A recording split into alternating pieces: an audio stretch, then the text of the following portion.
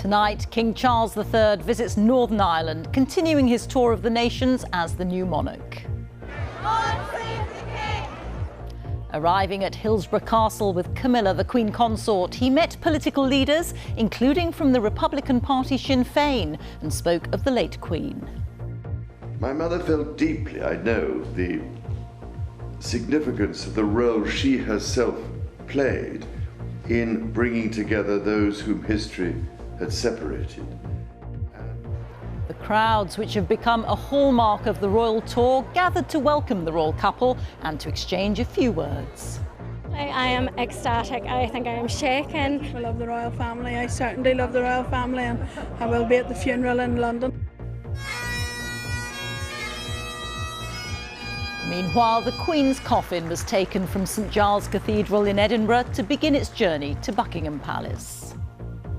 We'll be looking ahead at what to expect in the coming days. Also on the programme, Ukrainian soldiers celebrate driving Russian troops out of key cities in the northeast as President Zelensky calls on the West to accelerate its delivery of arms. Here, unemployment falls to its lowest rate in nearly 50 years, but figures reveal pay failing to keep up with rising living costs.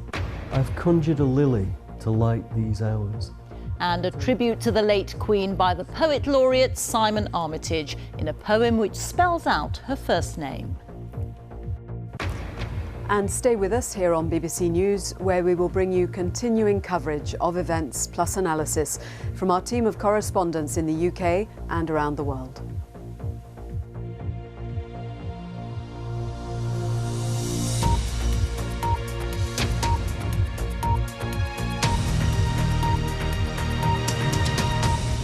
Good evening.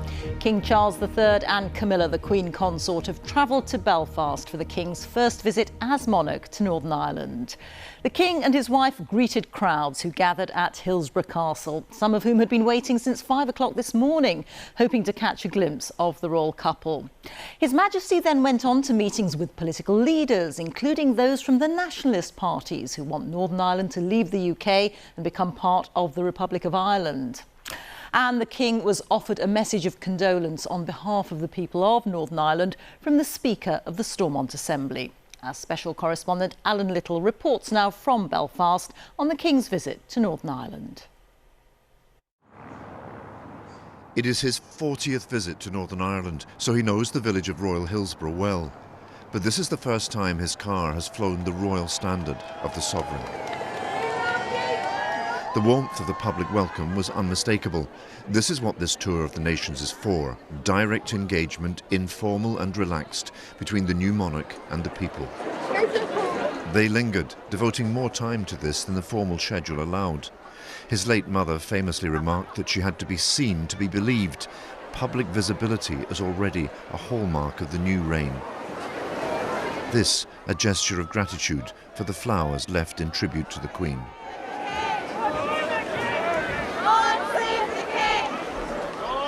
The royal residence at Hillsborough has been at the heart of British and Irish affairs for centuries. As they entered for the first time as King and Queen Consort, 206 Ulster Battery Royal Artillery fired a 21-gun salute. But inside there was no disguising the tensions that still prevail here, and which have suspended the Northern Ireland Assembly and devolved government. As dignitaries waited in the throne room, subdued, quiet. And I think we're all very saddened by our loss. The King greeted Northern Ireland's party leaders. Sinn Féin's Michelle O'Neill spoke to him of his late mother's contribution to the peace process. She played a great role here in terms of reconciliation and building our peace, so it's the end of an era for sure. Those sentiments were echoed more formally in an event that would once have been inconceivable here. During this period of public mourning, in the throne room at Hillsborough Castle, the Speaker of the Northern Ireland Assembly, Sinn Féin's Alex Maskey, addressed the King with these words. Queen Elizabeth was not a distant observer in the transformation and progress of relationships in and between these islands. She personally demonstrated how individual acts of positive leadership can help break down barriers and encourage reconciliation. Queen Elizabeth showed that a small but significant gesture, a visit, a handshake, crossing the street, or speaking a few words of Irish can make a huge difference in changing attitudes and building relationships. In reply, the King said he would follow what he called his mother's shining example. She never ceased to pray for the best of times for this place and its people, whose stories she knew, whose sorrows our family had felt, and for whom she had a great affection and regard. My mother felt deeply, I know, the significance of the role she herself played in bringing together those whom history had separated, and in extending a hand to make possible the healing of long-held hurts.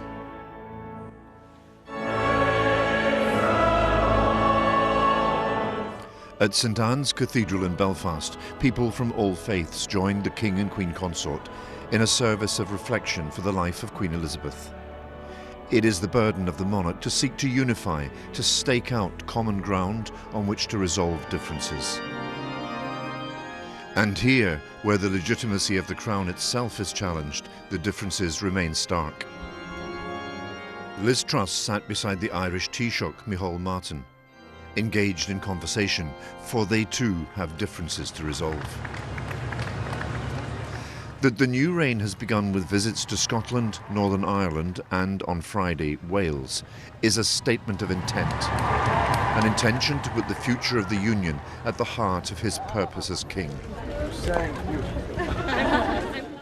At a time when many of the traditional bonds of union are weakening, to draw the four nations of the kingdom into a cohesive whole. Alan Little, BBC News, Belfast. The new king was given a warm welcome on the streets of Northern Ireland, but divided loyalties there mean that nationalist communities do not recognise the monarchy. During the years of conflict in Northern Ireland, the royal family themselves were affected by the violence of the Troubles, with the Queen herself becoming an important symbol of peace. Our Ireland correspondent Emma Vardy was with the crowds to witness the royal reception. In a place often defined by the divide over its sovereignty, a royal visit takes on an even greater significance. Honestly, I am ecstatic. I think I am shaking, and it's just phenomenal to even get this close to him. Did you get to shake his hand? I did indeed, yes. I near crushed the man in front of me, but I got to shake his hand. For Unionists, the monarchy is a symbol of Northern Ireland's place within the UK and a connection to a sense of Britishness. I hope when people see this, they realise that Northern Ireland belongs to be part of the UK, and we want to be part of the UK, and let's hope that continues. People have been queuing here since dawn to meet the new king, keen to show that for the British identity in Northern Ireland, a sense of connection with the royal family is as important as ever. But a divided history has also meant at times the monarchy has had a difficult relationship with this part of the UK. When the Queen first visited Northern Ireland in 1953, the state had only been created 3 decades before, when the island of Ireland had been partitioned. As your Queen, I am now even more closely concerned with the affairs of Northern Ireland. And behind the pomp and pageantry, there was conflict between nationalists who believed the island of Ireland should be one independent country and Unionists who were loyal to the British Crown. On one visit, her motorcade was attacked in Belfast when a concrete block was dropped on the bonnet of her car. During the Troubles, the violence touched the Queen's own family in 1979 when Lord Mountbatten, her cousin, was murdered by the IRA in Ireland when a bomb was detonated on their boat. But as the peace process gathered momentum, the Queen herself took part in symbolic moments of change. There was a historic handshake between Her Majesty and Martin McGuinness, himself a former commander of the IRA, the paramilitary group that had carried out many of the violent attacks during the Troubles, including on her own family. The handshake with Martin McGuinness was a clear indication that that conflict was over. And that was something that meant a lot to people like me who had stood against violence over many, many years. But that handshake basically clearly said, the conflict is over. Let's get on with building peace. Today, loyalty to the monarchy in unionist areas is more prominent in Northern Ireland than perhaps anywhere else in the UK. And Belfast's iconic Shankill Road has become a focal point for tributes. But today, the attention was on the royal route from Hillsborough Castle and onwards. It really means a lot to welcome the new king, to sympathise with him on the death of his mother. We love the royal family. I certainly love the royal family, and I will be at the funeral in London on the weekend as well. For Northern Ireland, there is now new hope. The unifying legacy the Queen is remembered for will be continued. Well, there's been a rather sombre atmosphere here at Hillsborough over the last few days, but all that changed this afternoon to a feeling of excitement as the new king arrived. Now, of course, the very formal diplomatic side of things took place inside the castle as the king met the unionist and nationalist parties. But out here, I think for people seeing the king in the flesh, it left people with a sense of optimism and reassurance that he understood the difficulties Northern Ireland has been through and of the positive role that he can play for people here in the future. Rita. Emma, thank you. Emma Vardy reporting there. Queen Elizabeth's coffin has now left Edinburgh Airport after lying in rest at St Giles Cathedral in the city. Tens of thousands of people filed silently past her coffin in the cathedral over the last day and night. This afternoon, crowds paid their respects as the Queen departed Scotland for the last time. Our Scotland editor James Cook sent this report on the tributes in Scotland. God bless the Queen. God save the King. From the people of Scotland to their Queen, one last act of devotion.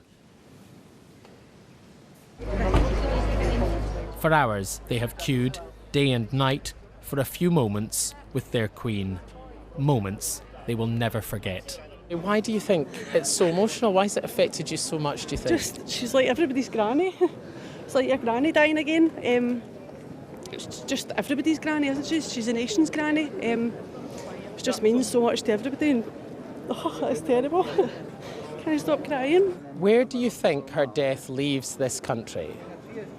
There's a massive void in this country.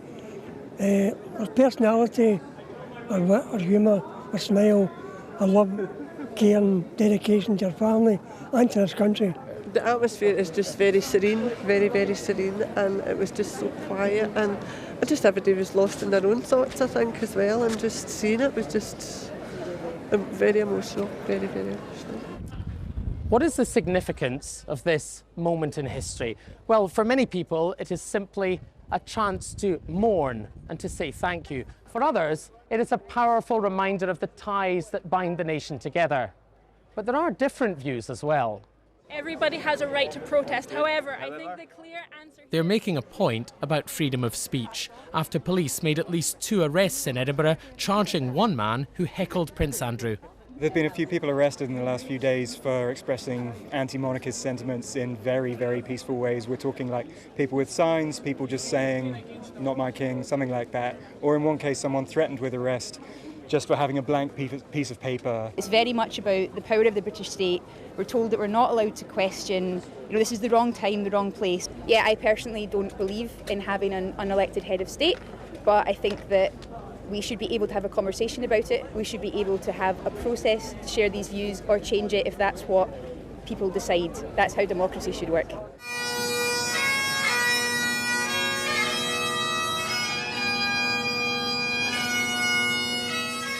But this evening, all eyes were on this, the last journey, with Princess Anne accompanying her mother to London. For Scotland, the curtain has finally fallen on the era of Elizabeth. James Cook, BBC News, Edinburgh. Well, you saw there the Queen's coffin leaving Scotland for the last time. In the last half hour, a ceremony was held at Edinburgh Airport as the Queen's coffin was carried onto the plane by a Royal Air Force bearer party and placed on the RAF aircraft in the presence of the Princess Royal.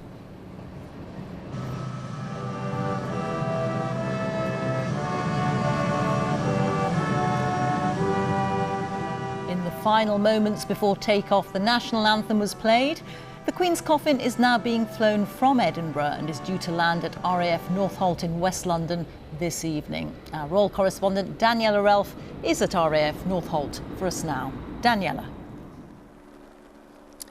Yes, Rita, we now know that the Queen's coffin is on its way here to RAF Northolt. It's due to land at around 10 to 7, accompanied by her daughter, Princess Anne. In what will be a week of final journeys, this will be her last to Buckingham Palace. The coffin is travelling on an RAF C-17 Globemaster. Now, just 3 months ago, the Queen was on the balcony of Buckingham Palace watching that same type of aircraft taking part in her Jubilee flypast. Today, a C-17 will bring her home. A guard of honour will be formed here by the Queen's Colour Squadron, the ceremonial unit of the RAF. A bearer party will convey the coffin from the aircraft to the state hearse. There will be a small ceremony here conducted in near silence. No music, no pomp. It is going to be a sober, quiet return to London for the Queen. The state hearse will then leave here to travel to Buckingham Palace along the A40 through the suburbs of West London, through Marble Arch, along Park Lane to Buckingham Palace, the place from where she has reigned for the past 7 decades. Daniela, thank you. The Queen will spend her final night at Buckingham Palace before her coffin is taken tomorrow by procession from there to the Palace of Westminster. The coffin will leave Buckingham Palace at 2:22 in the afternoon. Crowds will be able to watch as the cortege makes the journey along the Mall, Horse Guards Parade and Whitehall. The procession will include the King and members of the royal family. The coffin will reach Westminster Hall at 3 o'clock for the 4 full days of lying in state. Members of the public will be able to pay their respects from 5 p.m. More details on how this will work have been announced. Our special correspondent Lucy Manning reports now on the preparations in London. In little more than an hour, the Queen will return to her home. But it is the saddest of journeys. Back to where she lived, where she worked, where she celebrated the end of the war, where she brought up her children, held garden parties, waved to us from the balcony, addressed us in good times and bad, the focal point of her royal life and the country's. Tomorrow, a 38-minute walk for the King and other members of the royal family behind their mother's coffin, all the way up the Mall from Buckingham Palace to Westminster Hall for the lying in state. Expectations are around 400,000 people will be able to file past the coffin, leaving some potentially disappointed. The fear is queues of up to 30 hours. Nevertheless, Katie from Worthing plans to return. It's no different from a concert, I guess. Lots of people are queuing big, like loads of hours for Harry Styles. So I think the Queen's a bit more important than Harry Styles, so I don't mind waiting. Why would it be important for you to go to the lying in state? She was roughly my age when she came to the throne, and I couldn't possibly imagine becoming Queen of a country, let alone all the Commonwealth nations, at my age. So I feel it's part of my duty to come and, support and pay my respects. Janet from Kent is concerned. I'm coming up Thursday and just get in a queue and hope for the best, really. So, yeah, queue as long as I can before I have to go home again. That's the biggest problem, isn't it? Can't spend all night here. The public will be kept informed where the queue has reached and an estimate of waiting time. The lying in state opens at 5 p.m. tomorrow. There will be a coloured wristband system for different zones. Once there, people can leave the queue to sit or get food. Some venues on the route will remain open to facilitate this, and the queue could be closed early if it's clear people won't reach Westminster Hall by 6:30 a.m. on Monday. This is the biggest challenge that TfL has ever faced. Obviously we had the Olympics in 2012, which was itself a huge occasion, but there we knew exactly what was happening, when it was happening, and how many people were attending. This is, there are so many variables. In the early hours of this morning, they practiced the processional route for the lying in state. This soon the sombre reality for those inside and outside the palace. Lucy Manning, BBC News. Well, my colleague Jane Hill is outside the palace and we can join her now. Jane. And Rita, just in the last few minutes, in fact, we've seen the King arrive back here at the palace after that visit to Northern Ireland. There were cheers, there was applause from the crowds as he was driven in through the gates of the palace, and there are still thousands of people standing here, I have to say, Rita, despite really very, very heavy rain now. But I've been watching these crowds as the rains got heavier. People are not moving, no one budged. And in fact, as the royal car was driven through, you could see a surge of umbrellas as people rushed towards the gates of the palace and tried to get another glimpse of the still new King. And then we know that tonight the King and the Queen Consort will be here in a couple of hours from now. They will welcome his mother, the late Queen, who will be brought here to Buckingham Palace for the very last time. The Queen's coffin will be greeted by a guard of honour provided by the King's Guard, and she will then be taken to the Bow Room in the west wing of the palace, a room that she was so familiar with, that she entertained in so many times dignitaries, celebrities. That room, named for its window that looks out over the gardens of Buckingham Palace, will be her resting place for tonight, for the last time, watched over by a rota of chaplains. Rita. Jane, many thanks. Jane Hill there. Well, the next few days will see an unprecedented security operation in London. Our Home Affairs correspondent Daniel Sanford is outside New Scotland Yard for us now. And Daniel, how difficult a task do police have to keep people safe? Well, Rita, one of the senior officers involved in this security operation described it to me today as huge and complex. First, there'll be the hundreds of thousands of people expected to be in London tomorrow when the Queen's coffin moves from Buckingham Palace to Westminster Hall. They can expect to see thousands of officers on the streets. Hundreds are being sent in by other forces to reinforce the Metropolitan Police officers. Then there'll be the several days when hundreds of thousands of people are expected to queue to pay their last respects to the Queen. They'll need to be protected from petty criminals, but there'll obviously be a risk to that queue from terrorism too, and that will have to be mitigated. And then on Monday there will be kings and queens, emperors and princes, presidents and prime ministers all in one place for that very, very solemn funeral. And that's obviously a very, very complex VIP protection operation. But the police say they have been getting ready for this for decades, and although this operation is unprecedented, they are used to dealing with large events in London, Rita. Thanks very much, Daniel. And you can find much more information about events over the next few days, including details about how to attend the Queen's lying in state at BBC News Online. And that is at bbc.co.uk/news, and also by using the BBC News app. Now, in other news, Ukraine's President Zelensky is urging his Western allies to speed up the deliveries of weapon supplies to help his troops consolidate control of the territory that they've seized back from Russia in a lightning counteroffensive over the last few days. Analysts say that Moscow has largely given up lands gained around Kharkiv in the northeast, and that troops have pulled back from over the border. Ukraine says that it's retaken around 2,400 square miles of territory so far this month. The area here in purple shows the gains that Ukraine has made, and you can see quite a big change since last week. Our correspondent James Waterhouse reports now from the Ukrainian capital, Kiev.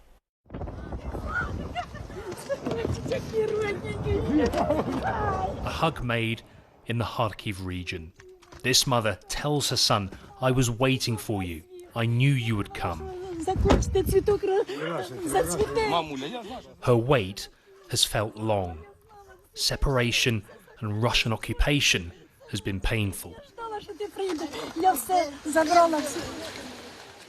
In this northeastern part of the country, Russia is being forced to let go as Ukraine retakes what was stolen. It means the town of Balaklia is now able to heal. I live nearby. Our troops approached very smartly. The Russians were shocked and were running away fast. I was telling our soldiers, thank you very much. 150,000 people have been liberated here, according to authorities, and that represents a breakthrough. The aim is to completely liberate the region and other territories occupied by the Russian Federation. Right now, there is still fighting in Kharkiv region. The cities Ukrainian forces have entered are still going through stabilization measures. Regardless, Ukraine is using its successes to try and get longer-term security guarantees from Western allies. Russia says it's fighting back. Yet today didn't exclude a diplomatic path. Our priority remains the promotion of sustainable relations with all international partners on the basis of mutually respectful cooperation. The negotiating table is still far away. However, Russia's losses have brought it a bit closer. Rita, there are three main reasons as to why we are at this point in this conflict. Firstly, and mainly, the level of Ukrainian resistance against one of the most powerful militaries in the world, a drastically improved army over the past few years. And then secondly, you have the Western weapons that they've used, notably the long-range, precise missiles provided by mainly the US and UK, which has frustrated the Russian effort. As for the invading forces, well, they have been plagued throughout this invasion of Europe's second biggest country with morale issues, poor planning and supply problems. And as for their so-called special military operation, well, the goals of that are blurrier than ever. James, many thanks. James Waterhouse reporting there. Now, new figures from the Office for National Statistics show that the UK's unemployment rate has fallen to its lowest level in nearly 50 years. In the 3 months to July, the number of people out of work dropped to 3.6%. But the squeeze on pay remains, with rises in regular pay failing to keep up with the increasing cost of living. Our economics editor Faisal Islam reports. At the moment, unemployment is very low and vacancies are very high. In fact, they're about the same. But it's not proving as simple as getting those out of work to do the jobs. The headline jobs numbers remain strong, with both unemployment and long-term joblessness down. But ordinarily, a figure like this would be driven by an abundance of jobs. This time, it's fewer people actively seeking work, driven by a record number of people registering as long-term sick, which could be related to those record NHS waiting lists. It's adding to those labour market shortages and piling on further pressure on an already weak economy. At this electrical appliance supplier in Stoke, consumers are increasingly ordering energy-efficient products, but the owner can't get the staff. We're having to review our wage costs on a monthly basis because it is moving at that faster speed, but it has been an absolute nightmare where we're having to increase it all the time. So all our costs are going up, energy costs, wages are going up, insurances are going up, everything's going up and nothing's coming down at the moment. So it is a really, really difficult time. The worst time I've seen in the 30 years since I started the business. His employees are being leafleted in the car park with job offers. Across the economy, though, prices are still rising by much more than wages, especially in the public sector. So the jobs numbers remain a silver lining, but is that about to change? Faisal Islam, BBC News. Let's take a look now at some other stories making the news today. More migrants have crossed the English Channel to the UK so far this year than in the whole of 2021. The Ministry of Defence said 601 people made the dangerous journey yesterday. It brings the total for this year to 28,592. The number has increased steadily each year since 2018. The family of a 24-year-old black man who was shot by a police officer say they want to see the body cam footage from that night. Chris Cabot was unarmed when he was killed following a police pursuit in South London last week.